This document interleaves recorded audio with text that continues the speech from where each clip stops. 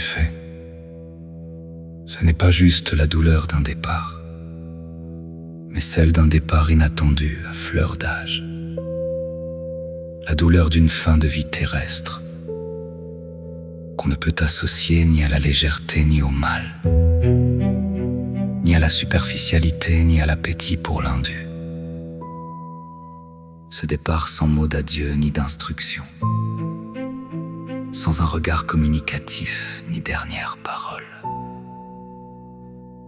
Nous sommes donc restés, plusieurs avec des pensées planant, ces projets devant nos yeux inachevés, tout comme des invités face à une table bien dressée, mais dont l'organisatrice est retenue par un programme imprévu et désagréable. Oui, le silence définitif d'une conseillère attriste, le sommeil permanent d'une dirigeante choc. Oui, nous l'avons été et nous le sommes encore. L'éloignement silencieux d'une mère de famille bouleverse. La vue de ses enfants attise des interrogations. L'absence de son bras vigilant inquiète.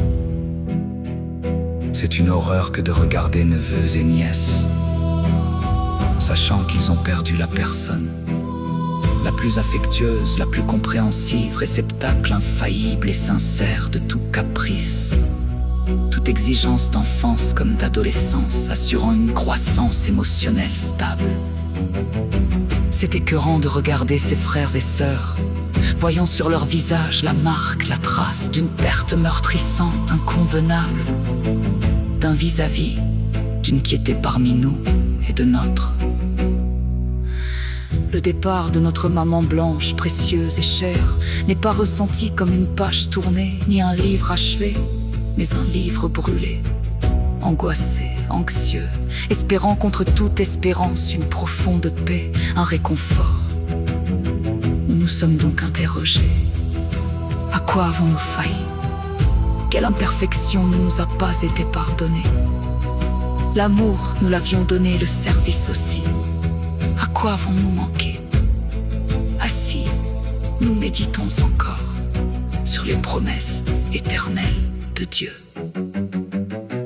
Quelque peu savent qu'elle se retirait dans un ministère au bout de l'Imété, se prosternait sur un béton en prière, jusqu'à y laisser les traces de peau de ses genoux.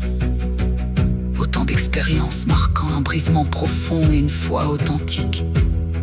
Race rare par ses pieux auteurs, son autorité s'exerçait dans la douceur et même en silence. Louée et admirée par tous, amie comme inconnue, notre maman blanche pertinente dans ses conseils, et ses mots tombaient presque toujours à pic. Adresse des solitaires, refuge des marginalisés.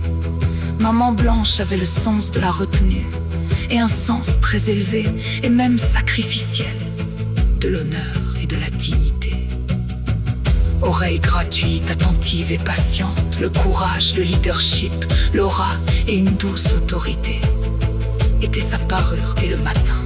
Son apparition était un rayon de soleil, d'espoir et de courage pour les anxieux, les démunis.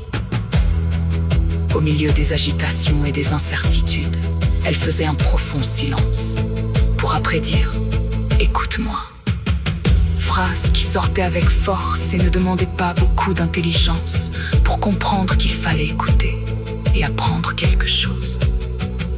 Et quand elle ne rajoutait aucun mot après ce profond silence, alors une conclusion était tirée, une analyse distincte, claire et très en avance sur l'instant présent était faite. Notre blanche, l'amour ne meurt point, il ne s'achète pas. Nous enseignerons son caractère, sa douce fermeté et son sens de l'honneur.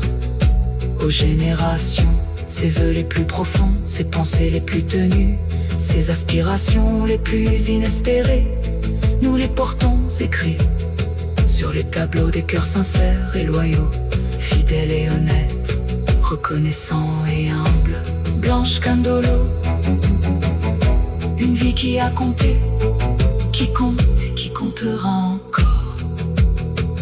Mélodie de vie.